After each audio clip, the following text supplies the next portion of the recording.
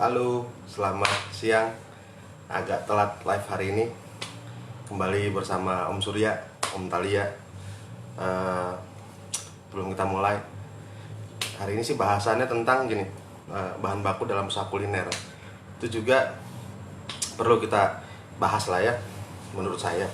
Terus sebelum kita mulai, kita berdoa. Bismillahirrahmanirrahim. Assalamualaikum warahmatullahi wabarakatuh. Semoga live kali ini bisa memberikan manfaat kepada kita semua, memberikan wawasan, pengetahuan. Di sini saya bukan sok ngajarin atau enggak, kita ngobrol-ngobrol, sharing-sharing aja ya. Oke, kita mulai. Jadi gini, kenapa saya ambil tema ini? Pembahasan tentang bahan baku dalam usaha kuliner. Jadi banyak nih mereka yang terpaku sama usahanya tapi tidak memikirkan bahan bakunya. Bahan bakunya itu seperti apa, terus bagaimana handlingnya, dan dalam bisnis itu bahan baku itu pengaruhnya seberapa jauh gitu ya.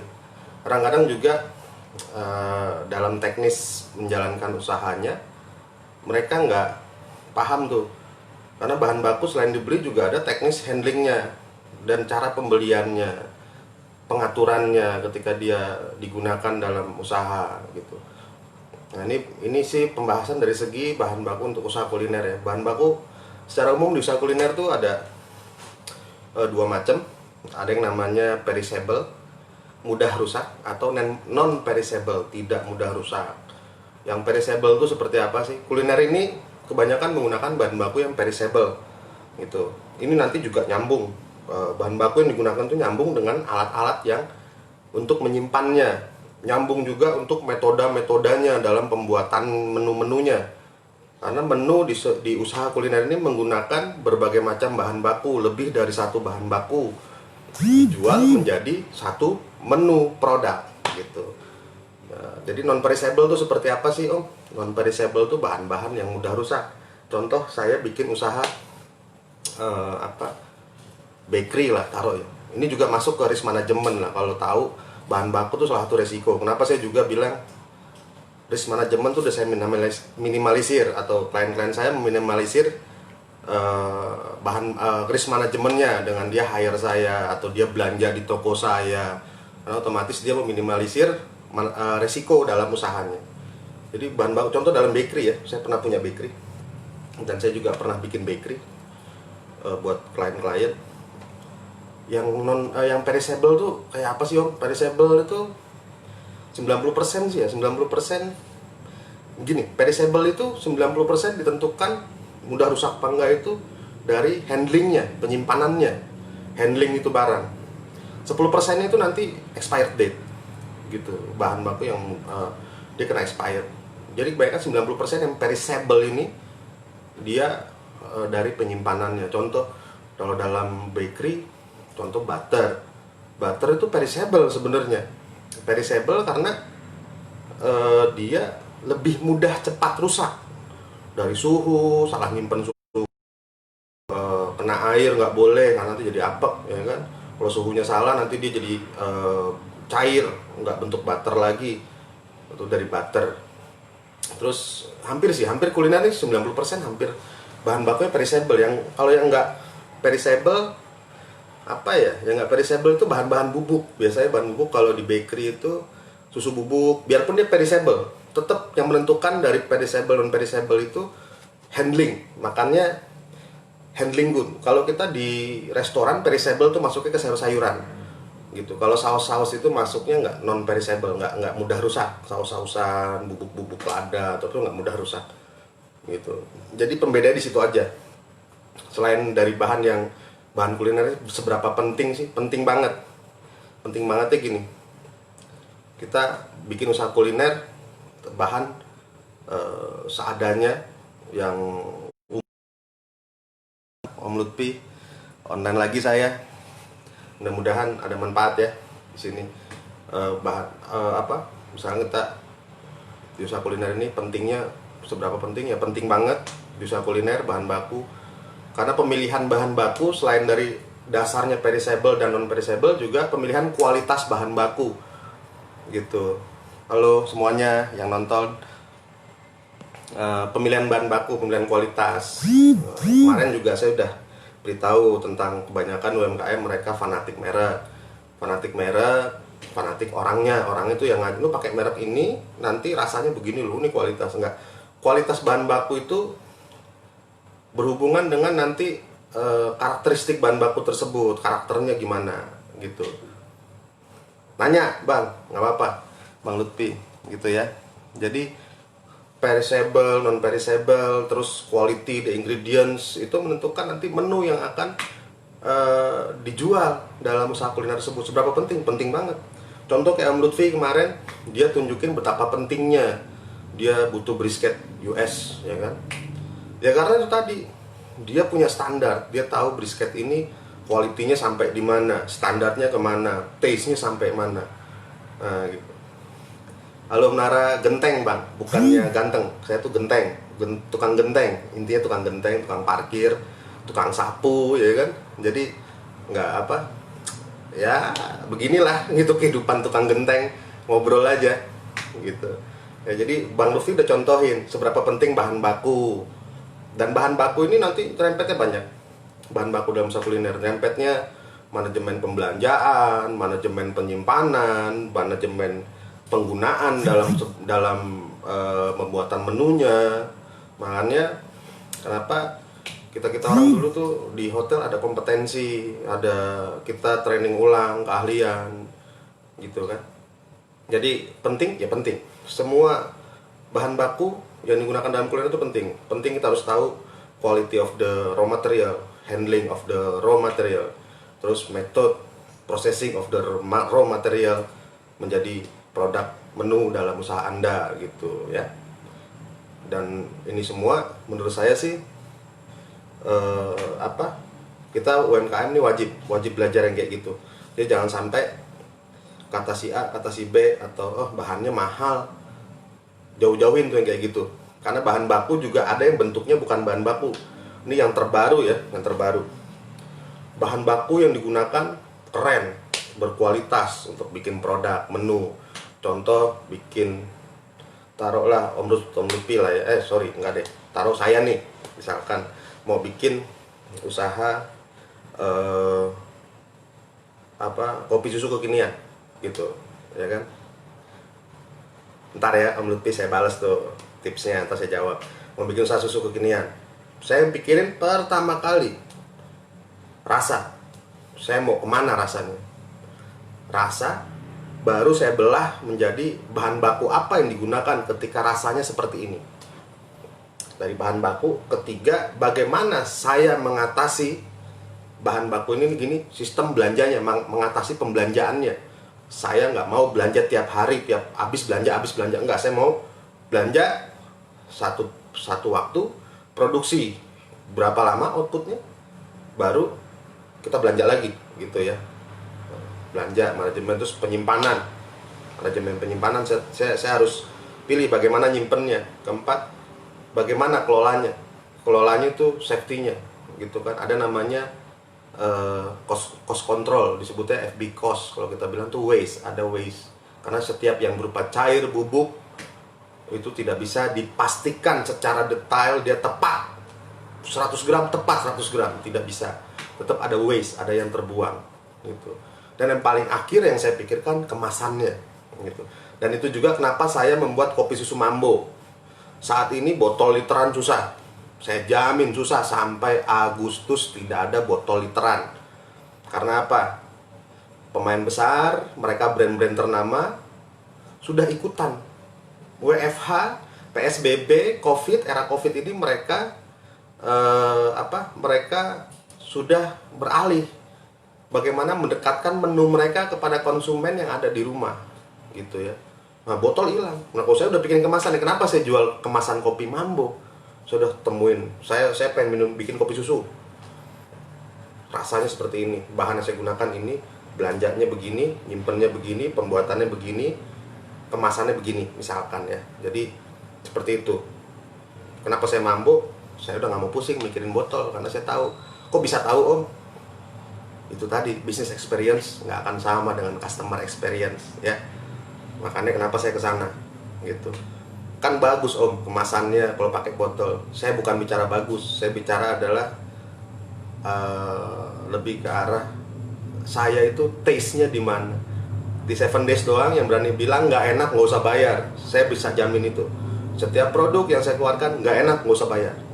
Gitu ya. Jadi penting nggak? Penting ini. Bahan baku penting karena akan nanti ada keilmuan-keilmuan di bawahnya, pemahaman-pemahaman bagaimana ngatur ini semua.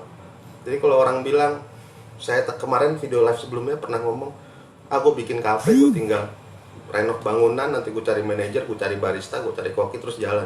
Nggak gitu. Saya bikin sendiri, saya bikin nih yang udah jalan ini saat ini, yang baru dari sebelum puasa ya, kalau nggak salah.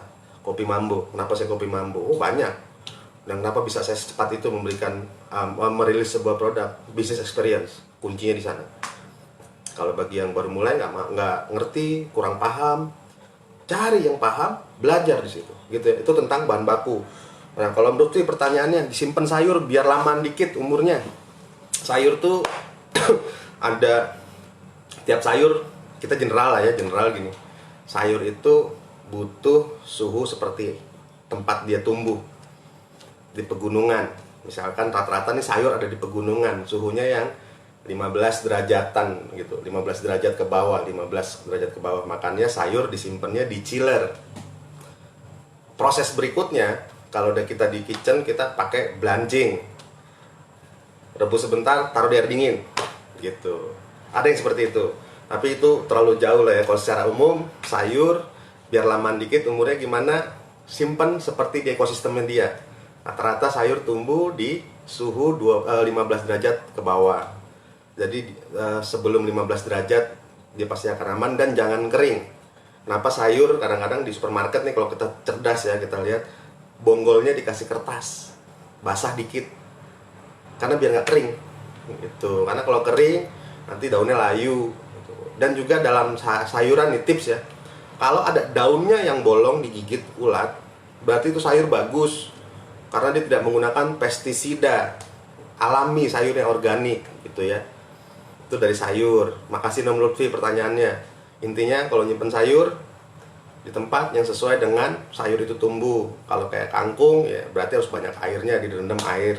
Kangkung akarnya, kangkung kering kan ada kangkur akar namanya ya, akarnya jangan sampai kering juga, dia harus basah jadi tetap segar. Dan biasakan kalau habis belanja dicuci biar dia nyerap airnya, dicuci, disiangin. Itu juga salah satu yang bikin agak lama penyimpanan sayurnya. Setelah kita belanja, dicuci, disiangin, dibersihkan. Makanya di F&B itu ada namanya waste. Di FB cost tuh ada, di cost control kita ada namanya waste percentage. Itu berapa sih dari raw material yang kita belanja. Karena itu pengaruh ke HPP, pengaruh ke penghitungan HPP itu seperti apa. Karena dari 1 kilo sayur yang kita beli belum tentu sekilo yang kita pakai. Bisa aja cuma 700, bahkan bisa cuma 200 kalau ngambil yang supernya. Gitu ya. Halo Om Vincent, waduh nih bos-bos semua yang nonton, saya malu. Saya di sini cuman sharing-sharing aja. Om Nara nih, penghasil pisau terbaik. Wah, pisau dapur keren. Om Wahyu, grinder udah jalan. Grinder, tamping, gularen udah jalan ke Semarang. Makasih udah percaya sama 7 Days. 7 Days itu cuman kalau kita bilang, kalau kata Om Lutfi ini calo ya. Kalau saya kuli parkiran gitu ya. Nah di situ dari tips yang sayuran. Ada pertanyaan nggak kira-kira? Yang lain nih. Kalau bahan baku ya sudah bahan baku dalam usaha kuliner itu penting banget. Dan saat ini yang terjadi, kemasan tidak dimasukkan dalam penghitungan bahan baku. Padahal kemasan itu, lu mau sekeren apapun yang lu jual, kalau lu nggak konsep di kemasannya di awalnya, lu nggak bisa jualan bro. Gitu, lu harus pikirin bahwa kemasan itu masuknya kemana dalam manajemen, dan itu termasuk bahan baku dalam bisnis lu. Jadi kemasan itu adalah bahan baku juga. Itu non perishable kalau gue bilang. Sisanya kuliner itu perishable semua sih sebenarnya ya. Cuma tinggal bagaimana lu handlingnya. Perishable secara umum dia generalisir buah-buahan, sayur-sayuran, terus daging seperti itu. Non perishable bumbu-bumbukan, bumbu dapur tuh kayak lada, parsley atau apa yang dry ingredients gitu. Ada pertanyaan lagi nggak nih? Karena nih membahas tentang bahan baku. Oh iya, bahan baku juga secara general ada yang di apa di kita bilang nih, dikategorikan atau digolongkan atau diklasifikasikan berasal dari hewani atau nabati. Itu harus paham juga. Yang dari hewani apa aja, dari hewani. Dari nabati juga apa aja. Contoh, produk turunan susu. Keju aja ada banyak, ada mozzarella, ada keju edam tuh yang keju tua, ada parmesan, ya kan, ada gouda, banyak sekali, ya kan. Gimana sih Om? Nih pertanyaan lagi dari Wahyu, Om Wahyu, gimana sih Om biar bikin produk yang beda dari yang lain tapi tetap unik? Produk itu nggak ada yang beda sebenarnya. Coba dianalisa secara umum, produk itu nggak ada yang beda. Kopi susu contoh, ya kopi susu aja semua. Yang bikin beda apa sih?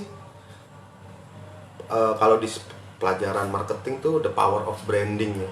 Makanya video-video sebelumnya saya selalu bilang, perhatikan video-video saya sebelumnya, insya Allah ada manfaatnya. Di sana dilihat positioning. Ketika you sudah positioning, apapun yang you keluarkan, ya itulah you. Itu yang bikin you beda. Branding, power of branding. Contoh Om Vincent nih. Banyak orang jual aksesoris otomotif, fashion ya, fashion di otomotif. Tapi kok Om Vincent bisa besar di sana dengan merek Kontin? Ya karena Om Vincent positioning di sana, dia tahu bagaimana bagaimana dia produknya diterima oleh pasar. Makanya kemarin gue bilang, gue lebih mentingin produk gue diterima sama pasar daripada gue ngomong yang aneh-aneh deh. Yang aneh-aneh dalam artian bangun bisnis belum apa-apa, dulu doain ntar kalau tutup gimana. Biasa, itu kayak gitu biasa. Nggak usah lagi dipakai cara-cara yang nggak masuk akal ya, yang kayak gitu nggak. Aduh, jangan yang jelek lah didoain buat orang-orang yang mau usaha. Jadi buat Om Wahyu, bikin produk yang beda. Sebenarnya produk nggak ada yang beda. Yang beda itu cuma nama. Ini yang membedakan ya dari kuliner rata-rata cuma nama, tampilan, bahan tuh ayam, yang satu dari biarpun sama-sama ayam ya, yang satu dari Fresh Mart, yang satu dari peternakan, gitu doang. Nama, ya kan, tampilan, bahan. Kalau rasa, ini nanti ciri khas masuknya, ya kan, ciri khas. Di luaran banyak kopi-kopi yang robusta agak-agak gosong, ya udah ciri khas.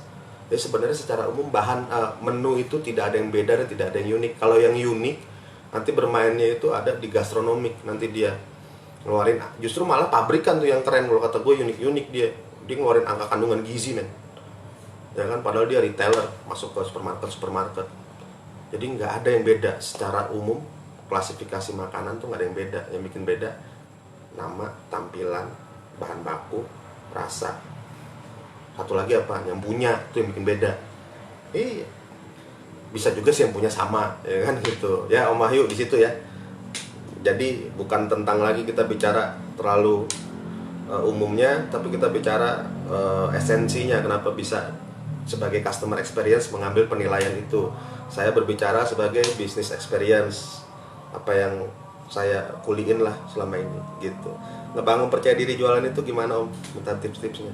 Nah, pertanyaannya si Om Sigit kemarin, bagaimana kita percaya untuk melangkah kan gitu.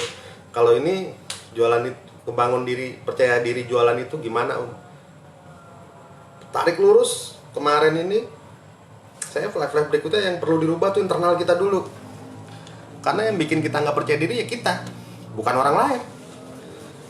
Masa orang lain bikin kita nggak percaya diri? Enggak. Kita yang bikin nggak percaya diri terhadap orang lain. Jadi kitanya yang dirapihin nih, point of view-nya kita buka. Kalau emang jualan, jadi kalau point of view itu kan isinya ekspektasi, harapan, doa, niat di sana semua. Lu lakukan new normal yang tadinya nggak ada di kehidupan lu secara hari-hari kegiatan itu, tiba-tiba itu lu bikin jadi new normal, bikin usaha jualan. Jadi ya diri lu yang lu bangun sebelum lu serving ke orang lain. Sekarang lu serving ke diri lu sendiri aja, ketika lu jalanin sesuatu yang baru, new normal untuk kegiatan sehari-hari, you nggak pede. Apalagi you tawarin ke orang apa yang you jalanin, kan nggak masuk logika ya. Jadi semudah itu analisanya kalau kata saya. Jadi saya juga bukan sok jago, enggak. Ini ya bahasa umum aja yang saya bahas, saya bawa gitu ya. Untuk Om Lutfi, kebangun kepercayaan diri jualan itu gimana Om? Ke dalam dulu. Kalau you orang introvert, Ya bisa jualan, itu kan masuk ke ilmu psikologi. Jualan itu cuma aktivitasnya, cuma kegiatannya, nggak ada yang nggak ada yang menakutkan. Toh orang nipu aja ada. Itu juga saya selalu bilang, orang nipu aja ada, masa takut? Kita yang nggak nipu orang, masa kita takut? Masa kita nggak pede gitu?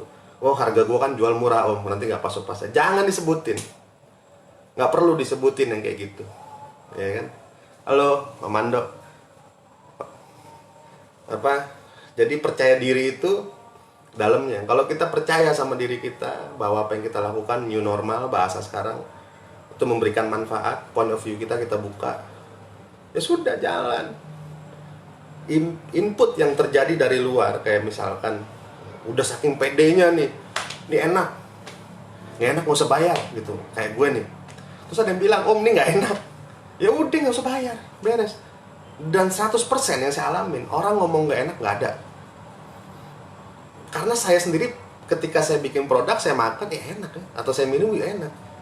Terus saya jual dengan harga yang saya sendiri sebagai pribadi, saya bilang Om Lutfi, kayak waktu kita ngobrol om di parkiran, brisket gue segini, ayam gue saya, murah om. Kenapa gue bilang seperti itu?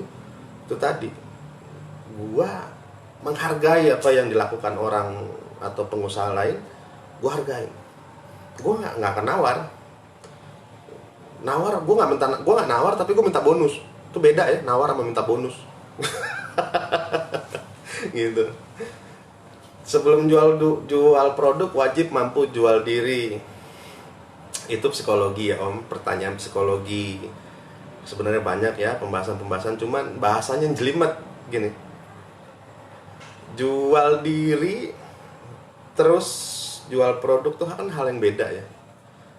Mending diri kadang-kadang konotasinya, emang kalau kita orang sih ngerti lah ya. Gini, mendingan lu dicap sebagai pedagang daripada lu tukang jualan. Itu beda tuh, hati-hati.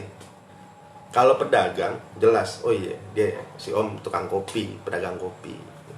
Tapi lu bukan tukang jualan kopi. Gue tuh bukan tukang jualan kopi, karena tukang jualan kopi sempit. Tapi kalau pedagang kopi, maka aspek-aspek lainnya ada di sana, di pedagang kopi ini. Kayak om, gue mau beli grinder, kayak om Wahyu yang dari Semarang, om gue pilihin alat yang bagus, karena gue pedagang, gue bukan tukang jualan. Kalau tukang jualan ya sudah satu aspek aja, itu beda tuh, beda banget gitu ya om. Jadi sebelum jual produk, yang kita lakukan apa? Persiapan mental diri kita, bahwa diri kita ini sebagai pedagang, kalau kata saya, saudagar, ya kan?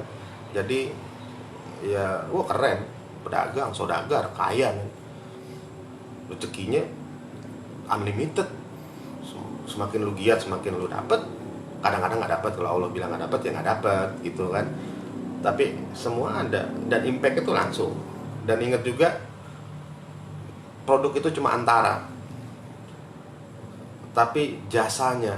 Makanya pedagang saya ya, pedagang makanan dan minuman, saya di negara pun bilang usaha jasa makanan dan minuman. Usaha jasa makanan dan minuman, bayangin.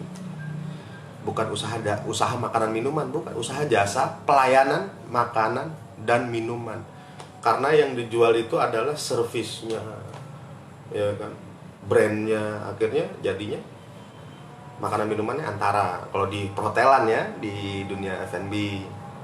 Tapi kalau dunia kafe, jenisnya mungkin ada kafetari. Yang saya baca sih ya, waktu saya bikin surat untuk klien saya, dia bikin surat satu, ada kafetaria, ada restoran bentuknya, tapi tetap mereka nanti usaha jasa pelayanan makanan dan minuman gitu. Bukan usaha manufacturing, itu beda lagi. Secara umum memang ada klasifikasi. Oke Om Lutfi ya, di situ ya, sebelum jual produk wajib mampu jual diri. Bukan lagi wajib sih di situ ya. Lebih ke arah ya, dagang itu cuma new normal bagi orang yang tadinya kerja terus berjualan, ya itu new normal. Jadi udah karena dia kerja kan juga jual diri dia, jualan juga dia kerja, jualan waktu dia, jualan keahlian dia, jualan waktu pemikiran dia gitu. Jadi nggak ada yang, menurut saya nggak ada yang ya semua orang punya sifat, punya dasar bisa jualan. Oke Om Lutfi ya di situ. Jadi untuk bahan baku seberapa penting dalam kuliner? Penting banget. Jadi kok aku usaha apa setelah new normal? Nah, Om Erlando, pertanyaannya luas banget. Halo semuanya yang nonton, salam kenal buat yang belum kenal. Tapi biasanya friendly yang nonton kenal. Salam kenal, ya ini kita obrolan sore. Hari ini telat banget untuk live karena banyak kegiatan juga. Saya harus ada beberapa servisan. Tadi juga ada barang yang baru datang dari pabrikan. Nggak banyak, cuma 1 ton. Banyak Om, 1 ton. Enggak, itu fakta. Emang cuma 1 ton yang saya belanja karena kebagiannya segitu. Ya kan nggak bisa. Ya kapasitas mengikuti demand lah, gitu ya. Untuk Om Erlando, aku usaha apa setelah new normal? Setelah new normal, new normal kan nanti jadi normal. Yang tadinya kerja kan itu udah usahanya Om, ya kan? Om jual kemampuan Om jual waktu Om jual pemikiran Om untuk kepada korporasi dan dibayar sesuai perjanjian kedua belah pihak. Itu jualan udah Om. Tadi Om mau usaha apa nih? Usaha yang apa nih di luar Om kerja atau Om pas kerja harus seperti apa kan gitu. Kalau Om yang di luar kerja gini ada usaha ada usaha yang dari zaman manusia diciptakan sampai awal sampai sekarang nih tetap ada. Pipi belum Om, nanti ntar lagi. Jadi usaha itu dibagi jadi 2. Ada usaha yang berhubungan dengan kalau secara umum ya kebutuhan pembeli.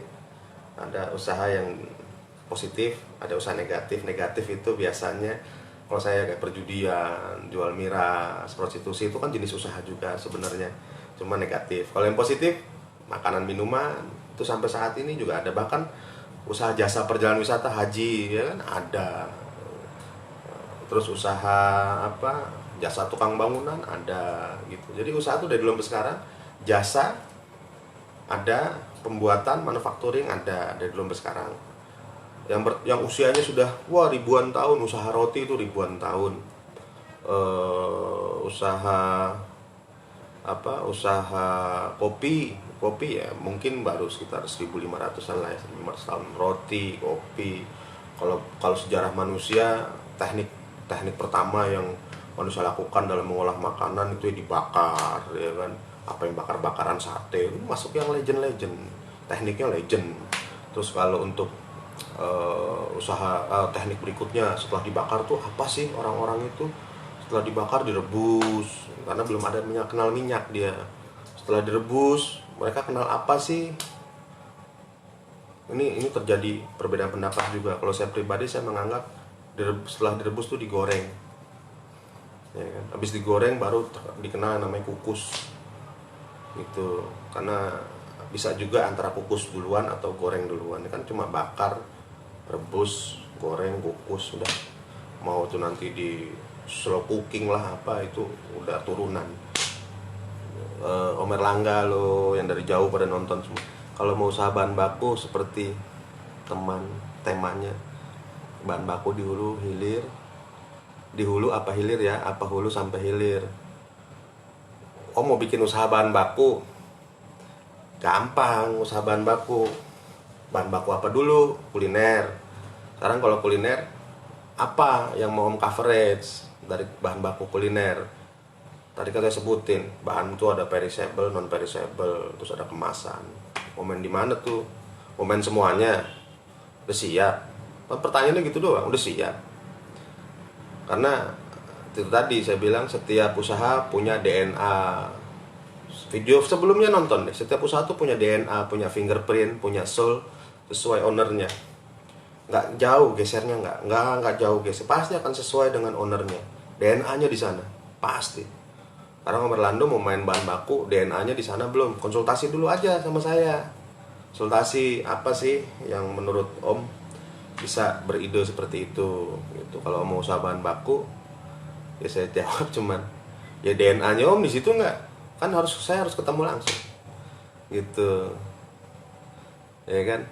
Jadi nggak bisa kita generalisir. Kalau pertanyaan saya generalisir nanti saya khawatirnya saya jeblosin orang gitu doang. Om Erlando ya, bahan baku hulu apa hilir, apa hulu sampai hilir gitu.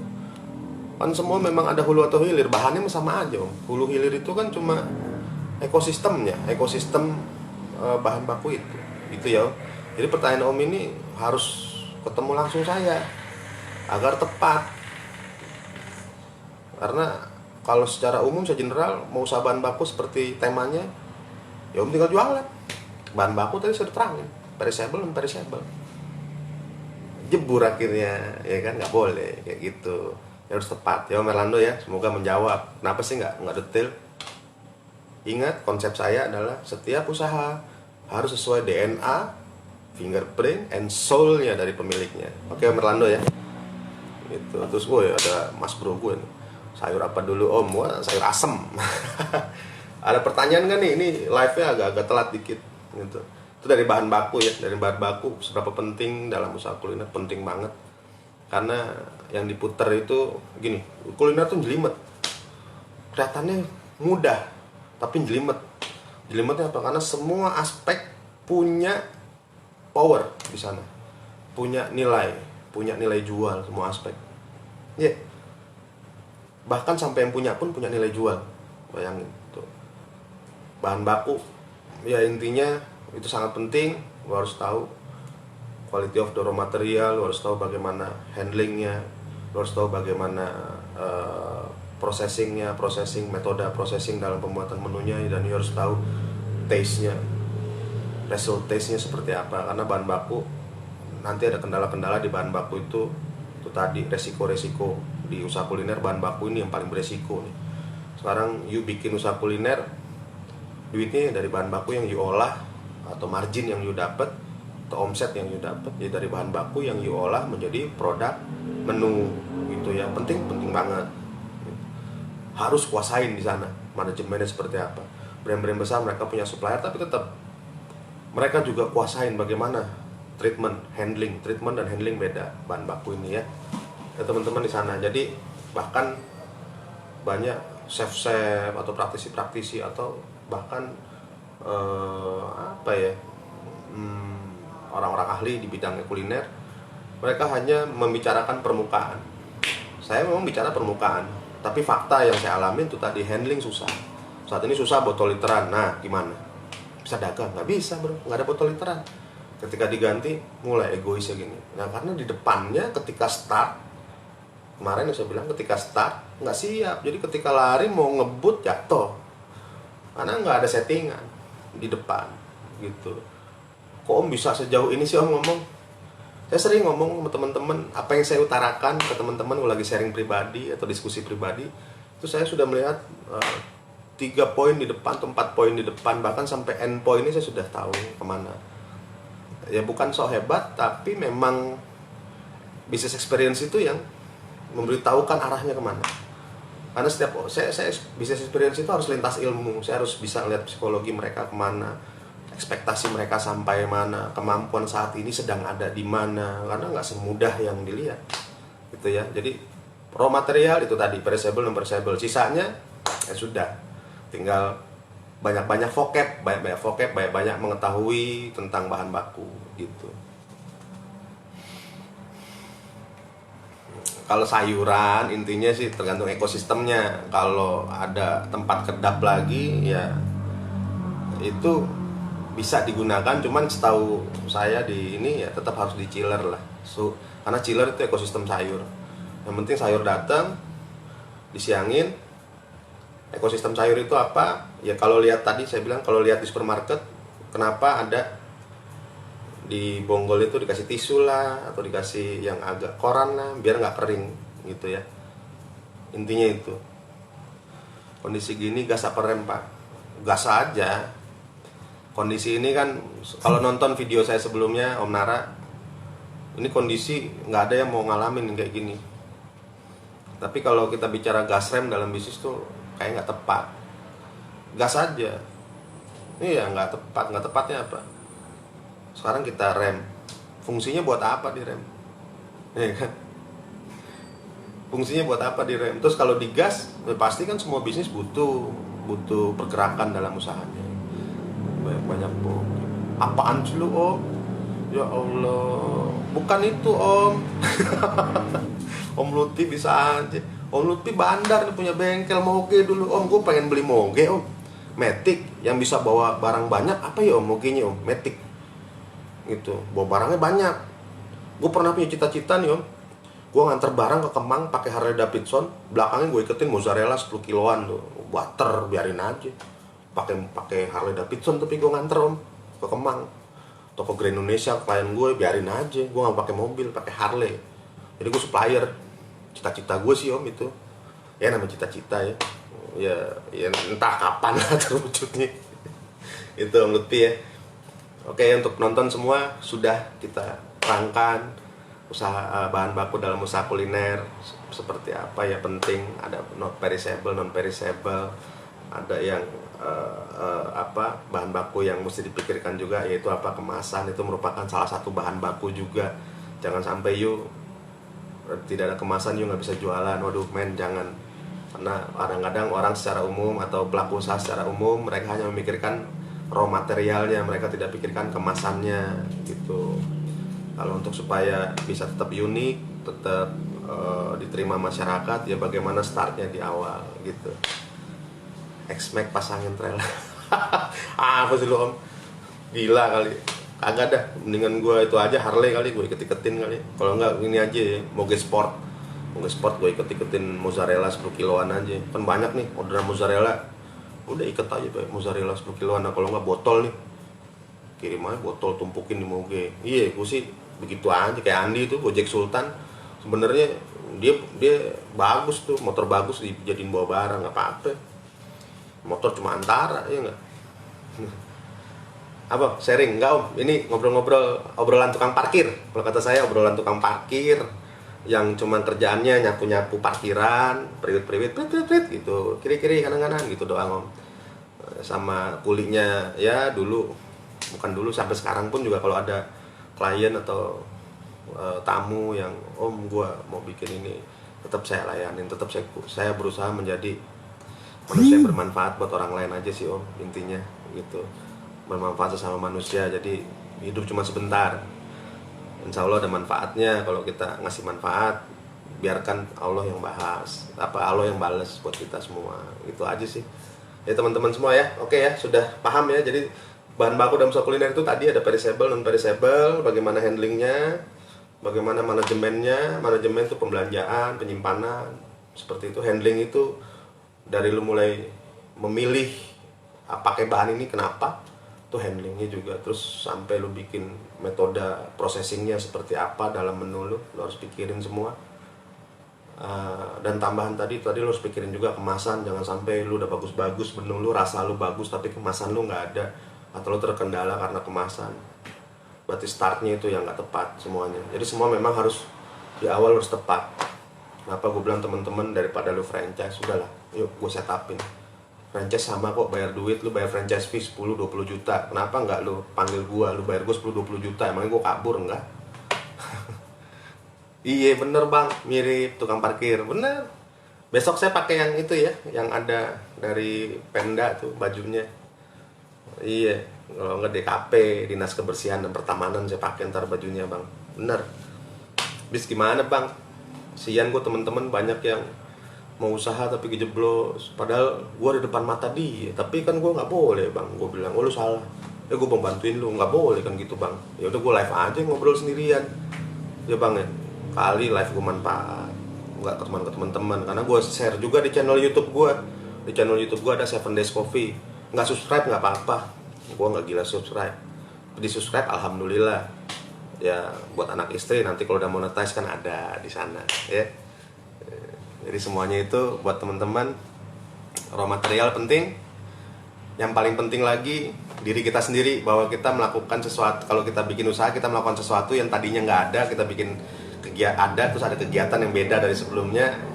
Bahasa sekarang new normal, jalanin baik-baik, bersyukur aja gitu. Oi Om James, gue udah mau off nih ya, belum sempat ke sono, ke Kopi Garasi, Kopgar. Wah ini konsultan nih, ngeri nih konsultan nih Om James.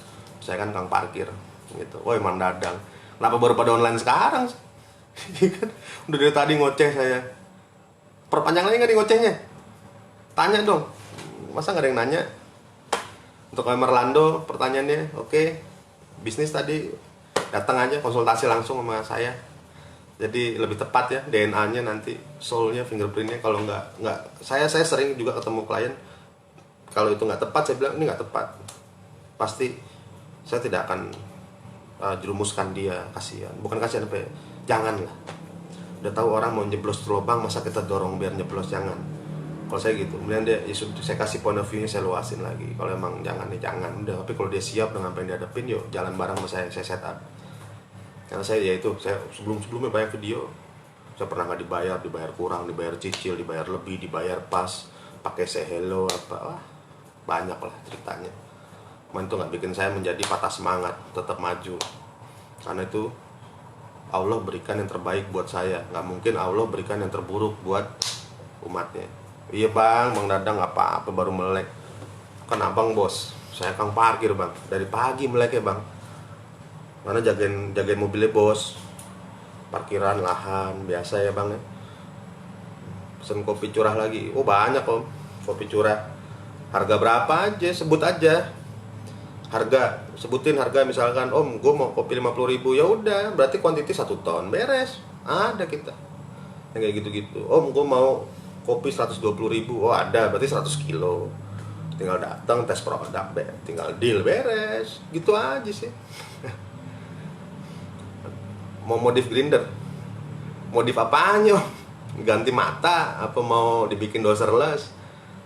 Teknis mah mudah lah itu, gue bukan mudah, bukan sok jago, enggak ya. Modif bisa lah dimodif, tinggal dia siap apa enggak. Karena kadang-kadang orang nganggap ya itu tadi basicnya customer experience, dianggapnya itu gampang, itu mudah. Ya kalau mudah ngapain nanya gue, ngapain telepon gue, ngapain konsultasi sama gue, kan gitu. Kan nggak gitu. Gampang lah om, ntar gue tungguin aja kabarnya, WhatsApp juga boleh ya buat yang lain. Oke, thank you hari ini, sampai sini dulu. Raw material penting, paling penting diri kita sendiri udah siap apa yang akan kita lakuin. Kalau emang nggak siap, nggak tahu, cari yang tahu. Gue siap sih mentorin, gue siap jadi partner, gue siap jadi apapun, jadi kuliah aja gue siap. Yang penting jangan sampai apa yang you lakuin tadinya nggak pusing, tiba sekarang jadi pusing. Tadinya tidurnya nyenyak, sekarang jadi nggak nyenyak. Jangan kayak gitu. Karena prinsip saya pribadi, ketika saya melakukan sesuatu yang baru, harus lebih baik dari sebelumnya. Oke ya, terima kasih banyak. Semoga live kali ini bermanfaat buat kita semua, diberikan berkah selalu sama Allah Subhanahu wa Ta'ala. Tetap semangat, tetap sehat, tetap jaga sanitasi kebersihan. Eranya era pandemi, tetap waspada. Ingat, bukan takut, tetap waspada. Sayangin orang-orang yang ada di sekitar kita, terutama keluarga kita. Oke, assalamualaikum warahmatullahi wabarakatuh. Sampai ketemu di live berikutnya.